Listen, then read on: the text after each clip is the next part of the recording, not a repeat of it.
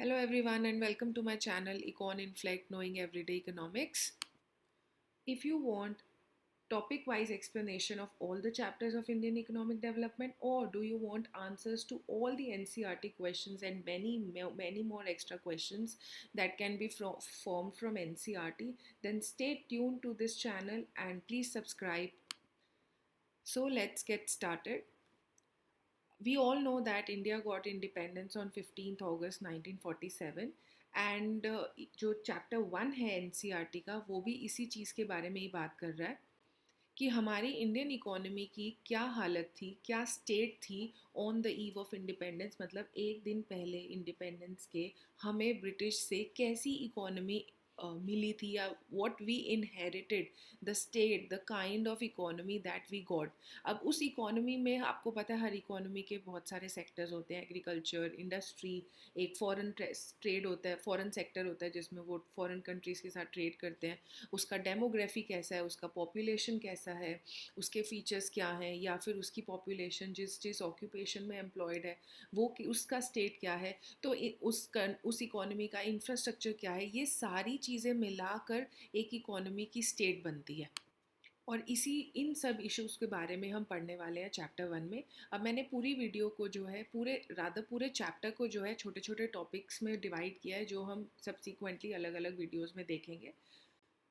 अगर हम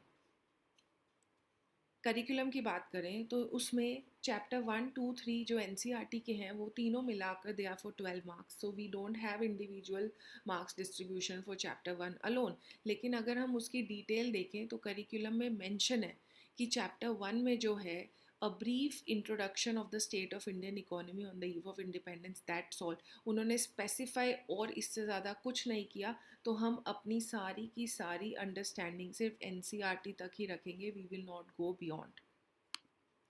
सो let's get started. Basically अगर हम बात करें जो ब्रिटिश कॉलोनियल रूल था इंडिया में फॉर लॉट ऑफ ईयर्स, उसका सोल पर्पस था to reduce the country to being a raw material supplier for Great Britain's own rapidly expanding industrial base. I am taking all this content directly from NCERT और ये 1 marker question बनता है, इसीलिए मैंने इसके लिए special slide बनाई है कि उनका सिर्फ और सिर्फ प्राइम मोटिव ही यही था कि इंडिया को जो है मेयर एक रॉ मटेरियल सप्लायर की तरह यूज़ करें और अपनी इंडस्ट्रीज जो हैं ब्रिटेन में उसको एक्सपैंड करें. अनदर थिंग, हमें जब इंडिपेंडेंस मिली तो स्टेट ऑफ द इकोनॉमी क्या है वो तो हम पढ़ने ही वाले हैं. लेकिन before the British rule though agriculture was the main source of livelihood, लेकिन फिर भी the country's economy was characterise by various kinds of manufacturing activities. Now this is an extra question जो इसमें से बन सकता है. अब देखो मैंने इलस्ट्रेट लिखा है. अगर आपको पेपर में क्वेश्चन में लिखा हो इलस्ट्रेट तो मेक श्योर कि आपको एक एग्जाम्पल देना है.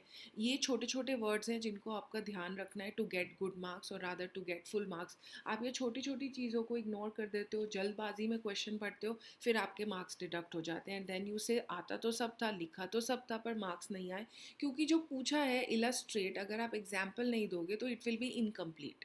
अब ये जो इसका आंसर है वो एनसीईआरटी से ही है. ये screenshot is taken directly from the book और मैंने हाईलाइट कर दिया. आप इसमें क्या क्या पॉइंट्स लिखोगे. सबसे पहला, that India was particularly known for its handicraft industries in the field of cotton, silk, textiles, metal, precious stone works etcetera. Another point is these products enjoyed a world wide market. बहुत बड़ी reputed market थी Indian goods की क्योंकि they were very fine in quality.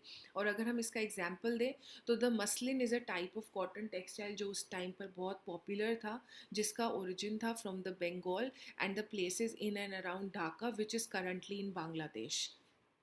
सी, मेरा focus यहाँ पे आपको सिर्फ और सिर्फ एक बोर्ड एग्जाम में दिए हुए क्वेश्चन के लिए एग्जैक्ट आंसर देने का है.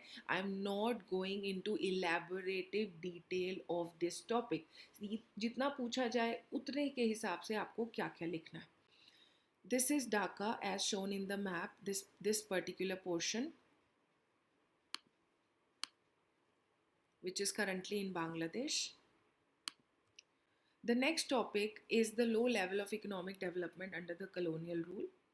अब ये क्वेश्चन जो है वो एनसीईआरटी का फर्स्ट क्वेश्चन है कि आप फोकस और इम्पैक्ट बताइए। सबसे पहला क्वेश्चन ही एक बाउंसर की तरह आया है एनसीईआरटी में, जिसमें अगर बच्चे जनरली क्या गलती करते हैं, फोकस लिख देंगे, इम्पैक्ट छोड़ देंगे या वाइस वर्सा, लेकिन हमें दोनों की हेडिंग्स बनाकर अलग अलग उनको बताना है। The focus was the one in the red box is focus.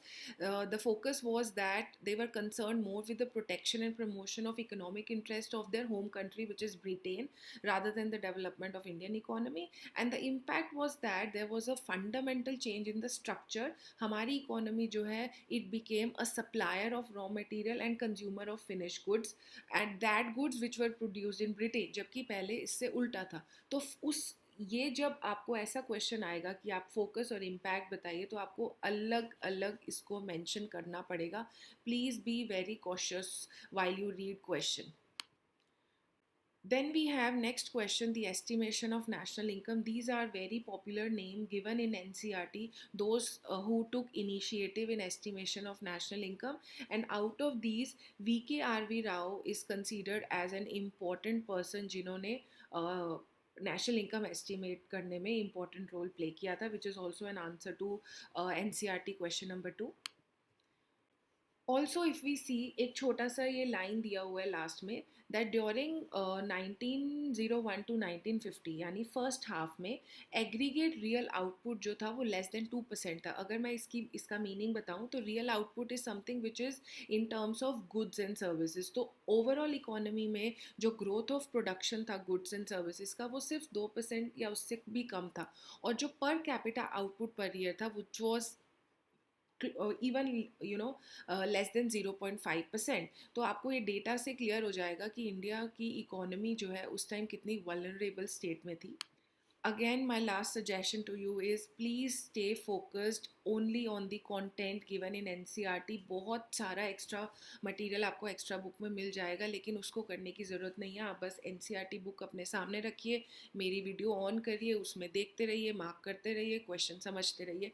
उससे ऊपर आपको कुछ भी करने की ज़रूरत नहीं है. इससे रिलेटेड एक्सरसाइज और प्रैक्टिस क्वेश्चन मैं सब्सीक्वेंट वीडियोज़ में डाल दूँगी. If you have liked my video, if you have liked my content, please do subscribe to my channel, and thank you so much for watching it, and please do spread the message ताकि और लोगों को भी इससे benefit मिले. Have a happy learning. Thank you so much.